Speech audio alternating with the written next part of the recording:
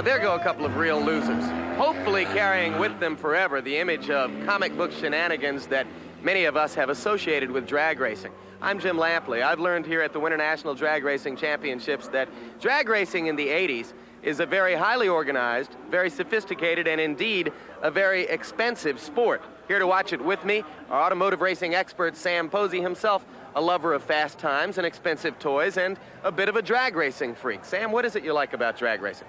Well, Jim, I think it's that none of the other forms of automobile racing that I've been involved with offer such sharp contrasts or seeming contradictions as this one. For example, it's thought to be a man's game, and yet it is an 110-pound woman that is the current champion of the fastest class of all.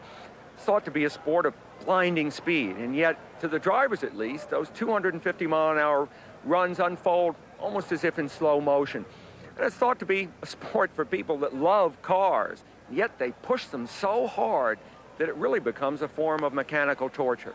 And this year, the torture is spread over 2 weekends as racing barely got underway a week ago before being rained out. Before that happened, Gary Beck, in the glamorous Top Fuel category, covered the quarter-mile track in 5.52 seconds, a time which will become a new National Hot Rod Association record if he can back it up today with a time within 1%, 5.57 or less. His semifinal opponent, Shirley Muldowney, the biggest name in the sport, who, unlike most of the racers, doesn't do any work on her own car. I don't need anything more to think about when I go to the starting line. I should think about reaction time and doing everything right and not making a mistake. Hopefully, Gary will have too much to think about. That's the advantage of being a woman. There is a look at Gary Beck of El Toro, California, who will be in the blue car racing against the distinctive pink car of Shirley Muldowney from Mount Clemens, Michigan. It costs something well over $250,000 a year to keep one of these Top Fuel cars in competition for a year, and these are probably the 2 most financially well-backed racers in the class. And each run, Jim, costs a lot of money. $900 for the fuel alone. The tires are only good for about 6 runs, and each time they run them, you expect to burn at least 2 or 3 pistons in the engine. The Christmas tree, as they call it. You'll see one flash of yellow light toward the bottom, then the green, which means go. And they're off. Shirley Muldowney with the early edge, and she is going to win the race easily. So Muldowney eliminates Gary Beck from the competition, and there'll be no NHRA record for Beck. Well, let's have another look at the start. Muldowney had been having trouble making her starts, Jim, during the week, but she made a clutch adjustment just before this run, and as you can see, just a few yards off, she's gained a full car length over Gary Beck. The other semifinal matchup in the Top Fuel class produces Jody Smart of San Antonio, Texas, against Jerry Ruth of Seattle, Washington, who won this championship 6 years ago. Ruth will be on the near side of your screen, Smart on the far side. Jody Smart estimates, incidentally, that his car produces about 500 horsepower less at its peak than the other cars in the class, but he believes that he gets a more consistent performance out of the engine that way.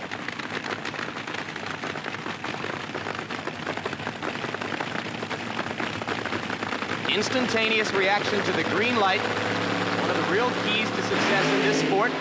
And as they take off, it appears that Smart left him a little bit at the line, and even though fishtailing just a little bit, Jody Smart was able to win.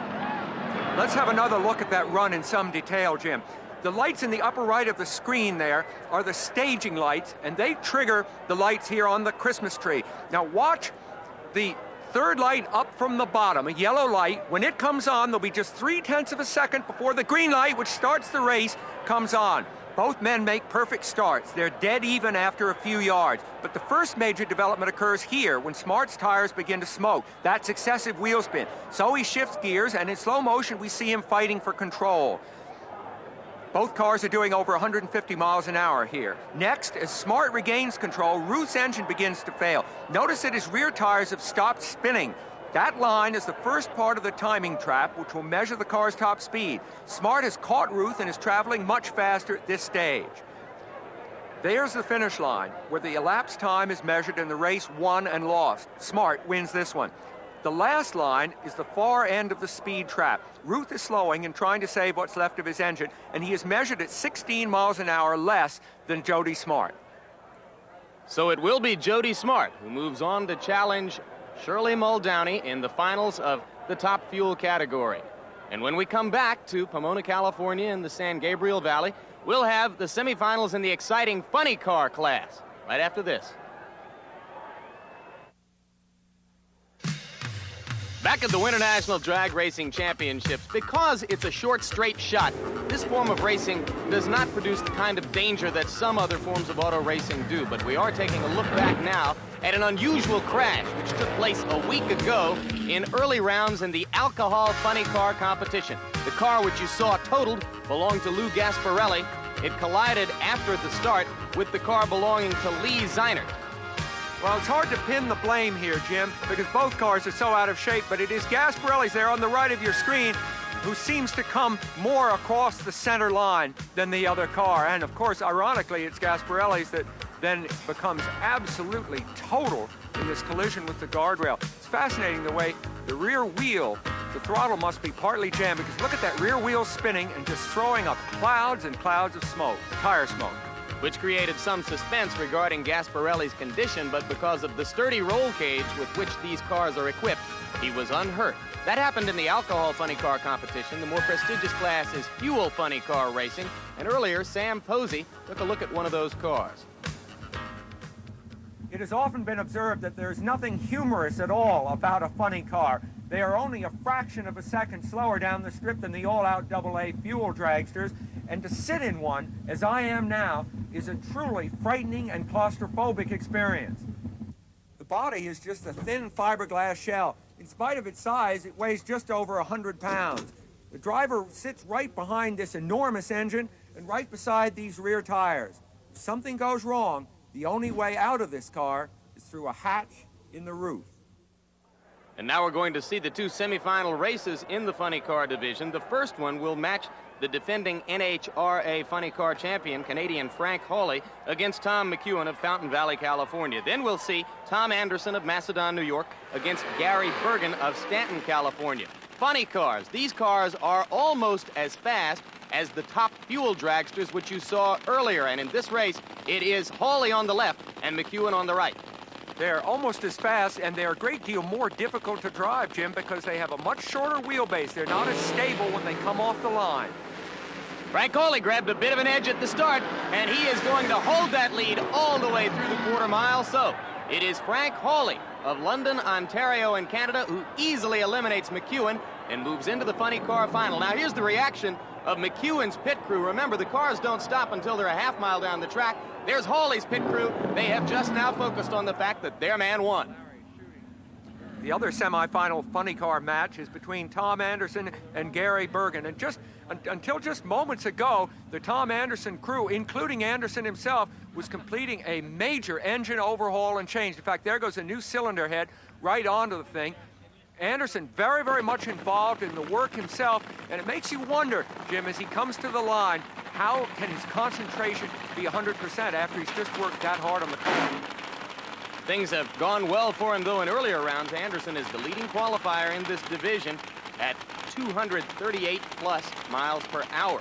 Interesting that the men considered the two biggest bankrolls in the division, Kenny Bernstein and Don Prudhomme, were both eliminated in earlier rounds.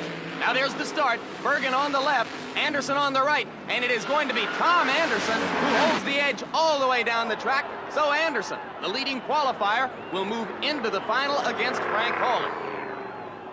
We'll take another look at the start, and it is fascinating to reflect that this engine, which won the run for Tom Anderson and has put him into the final, was just moments ago in pieces in his pit.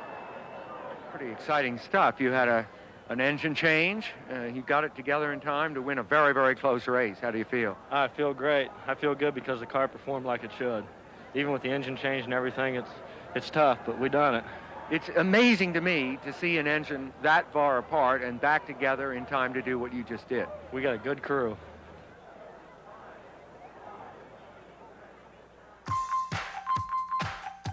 In drag racing, more than other forms of racing, critical action takes place as much off the track as on it. Here you're seeing a 30-minute engine change compressed into just 30 seconds. It's kind of a cross between an Indy pit stop and open heart surgery. The most sophisticated and well-backed racers have crews of up to 4 or 5 people, but most of the racers work on their own cars as well. And even as we speak, Bob Glidden, one of the 2 finalists in the pro stock competition, is readying for his final race with Frank Iaconio. Sam Posey is ready to talk to him as he works on his car. Bob, how's it going? Well, we haven't found what we need to find yet. We're still searching. Okay, you're up against Frank Iaconio, who not only has set a new track record, but he's done so. He's had every run a very easy one. You've had difficulty with every run. What is in your mind now? Well, Iaconio's ran consistently well. We've been running consistently worse. We're capable of running as quick as Iaconio ran, but we're going to have to find what our problem is. Do you have any clue at this point? No, the engine, this particular engine is oiling real bad. I'm sure that's why we're getting the engine miss. If we figure out why it's oiling, we'll figure out the problem. Okay, good luck to you. Thank you. We'll need it. Only a short period of time for Glidden to get ready for his final race, and we'll see all the finals when we come back to the Winternational Drag Racing Championships.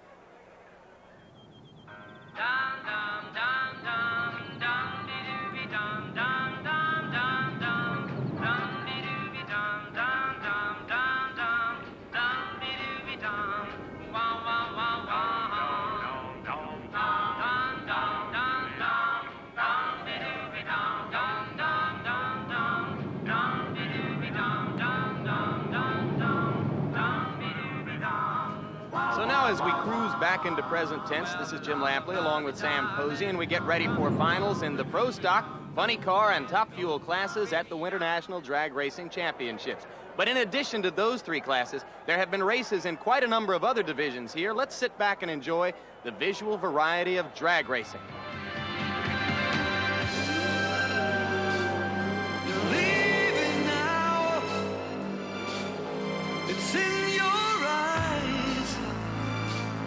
There's no disguising it. It really comes as no surprise to find that you planned it all along. I see it now. It comes so clear. Your insincerity and me all starry-eyed. You think that I would have known by now? Pro Stock final, Frank Iaconio against Bob Glidden, one of whose distinctions is that his wife Etta is his crew chief. You've kept the same combination together, obviously, for a long time. Do you think that's been a strength?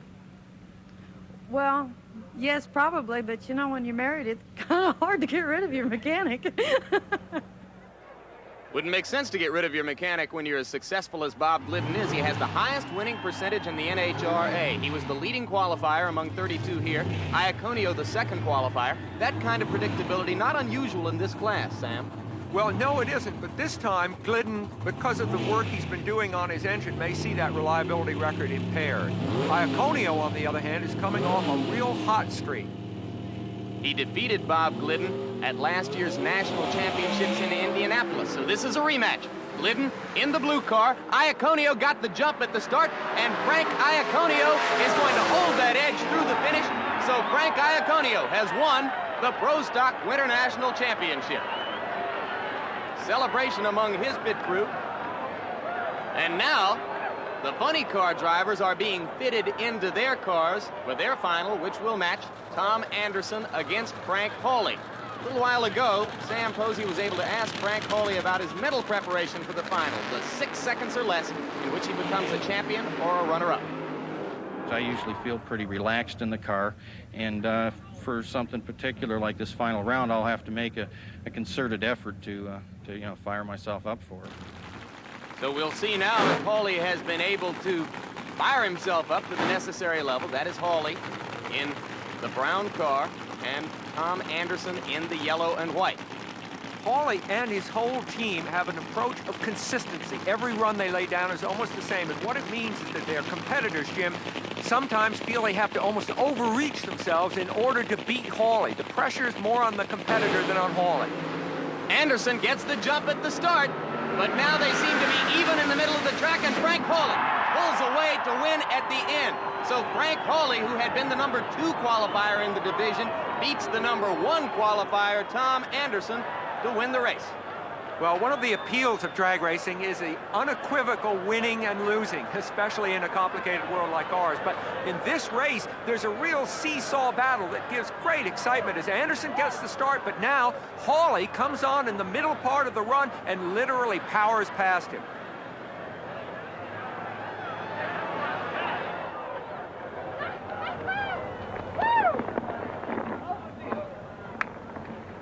Frank Hawley, the winner, and by a very, very small margin.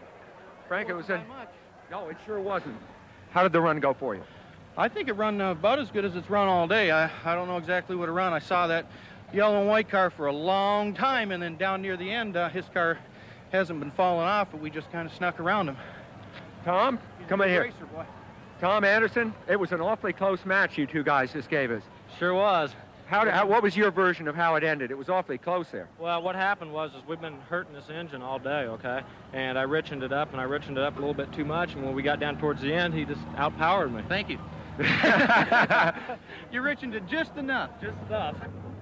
Now here's a look at veteran Jody Smart as he climbs into his Top Fuel dragster to ready for the final in that division against Shirley Muldowney. From now until the moment of the green light, Jody will try to bring his emotions under full control, to function almost automatically, to keep his mind totally clear for the green light. Top Fuel final after this. In the Top Fuel final, you're going to be seeing the top gun in the sport of drag racing, 42-year-old Shirley Muldowney, who certainly doesn't lack for self-confidence. That's what I like about drag racing. You have instantaneous results. When you put that Lenco in high gear, I mean, it's so long, fellas. Oh, here she comes. Watch out, boy, she'll chew you up. Oh, I just know I have the advantage. At least when they look over and they see that pink car, something about that pink color makes them shake in their boots. Oh, here she comes. She's a man-eater. That's the thing I like. I like the fight. In her career, Shirley Muldowney has won 15 NHRA national events, more than any other Top Fuel racer with the exception of Don Big Daddy Garlitz, who's now the Bjorn Borg of drag racing, mostly exhibitions. Jody Smart, on the other hand, has never won a national event, so this is the biggest moment of his racing career. You know, Jim, most drivers who become great champions either do so because of their love of winning or their fear of losing. And Shirley Muldowney combines both traits, and it makes her very tough. She was the runner-up at last year's Winternationals, losing to Dick LaHaye when her engine died at the starting lot. There's the green. Shirley Muldowney has the early edge. Smart is fishtailing, and this is going to be an easy win for Shirley Muldowney. The crowd heartily approves as Muldowney now has her 16th NHRA national event victory, and her pit crew races down to the far end to celebrate with her. Shirley Muldowney has been a model of consistency, partly because of these great starts that she makes. She was in the final 7 out of 10 times last year and won 4 major races. Here she's on her way to another one in a style that is so typical of her, Jim. The perfect start, making her competition come to her, and you notice Jody Smart getting out of shape as he gives it too much throttle. Shirley completely in control and headed toward another major Winternationals victory. There is a movie about her life being made right now, and with each victory like this one, the legend grows just a little bit larger. Congratulations. Thank you, Sam. Certainly, it's not astonishing to find you here. You are the defending world champion, and now you've started the season brilliantly by winning the Winternationals. That must be very satisfying. It is. It's wonderful. It's a hard one to win, you know, and we were sweating the final a little bit. I mean, the ETs were so close. Just don't know, you know. I didn't know if it was going to be Jody's first one. I was hoping it wasn't. When you saw him smoke the tires, though, so you knew almost in the first milliseconds that you probably had it. He was there on the initial leave. I went, uh-oh, and then all of a sudden he was gone, and I knew either he broke something or he lit the tires. So from a dramatic standpoint, the big moment of the Winternationals is now past, but entertainment continues here, including this race that we're going to see, Sam, between 2 jet cars. Well, it would be almost comic relief if it wasn't for the fact that this is the most dangerous form of drag racing that there is. These cars have 6,000 pounds of thrust, which is the equivalent of about 12,000 horsepower. They are powered by, honest to gosh, Banshee fighter plane engines. But the drive is all out the back. You won't see any spinning of the wheels. It's a literal jet, and the thing will just go off like a rocket.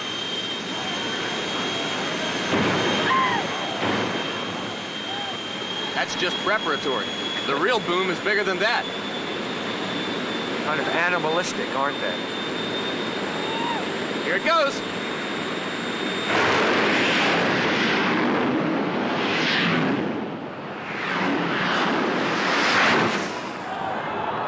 And that's something that this crowd just loves. Pretty close to 300 miles an hour for those two jet cars. Let's take another look at the start, Sam. There they go. There goes the Christmas tree. Turn out the lights. The party's over.